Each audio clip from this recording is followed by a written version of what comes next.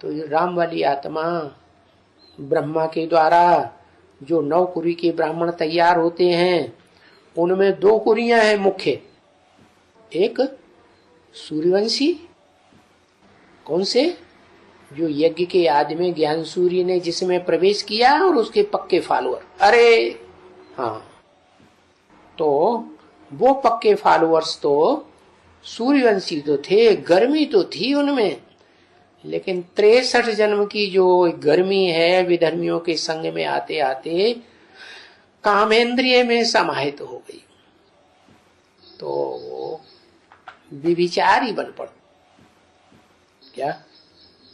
और वो एक जो दुर्गुण है वो सब गुणों के ऊपर पानी फेर देता, इसलिए उनको रुद्रमाला का मणका कहा जाता है।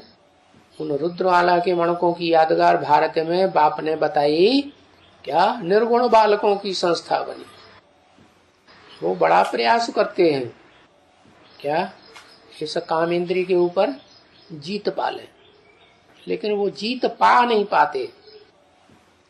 बड़ा क्या करते हैं, योग बल पीते हैं, योग ऊर्जा जिसे कहते हैं काश्य, तेज,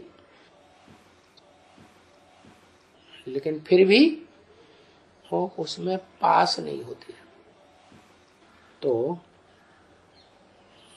फेल होने के कारण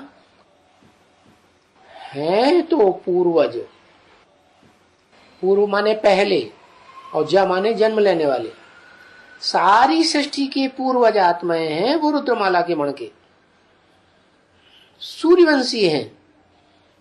फिर भी एक कमजोरी की वजह से सारे गुणों के ऊपर, सारी शक्तियों के ऊपर पानी फिर जाता है। और शिव बाप तो जानते हैं कि इन बच्चों के द्वारा ही ये जो सृष्टि है इतने विस्तार में फैली हुई दैत्यों की दुनिया में कलयुग के अंत में, ये इन बच्चों के द्वारा ही विनाश होगा। तो शास्त्रों में लिख दिया है, रुद्र गणों के द्वारा रौद्र रूप धारण किया गया तो रुद्र यज्ञ विध्वंस हो गया। जिस विध्वंस में उस यज्ञ कुंड में सारी दुनिया की आहुति डाली गई। इसलिए यादगार बनी हुई है कि शंकर ने जो यज्ञ, शंकर जो यज्ञ होता है, ब्राह्मण लोग यज्ञ करते हैं, तो उस यज्ञ में आखिरी आहुति किसकी होती है? शंकर की। उसको कहते हैं महारुद्र। महा कब कहा जाता है? जब वो पुरुषार्थ करने वाली, याद करने वाली शंकर की आत्मा याद के बल से शिव समान बन गई।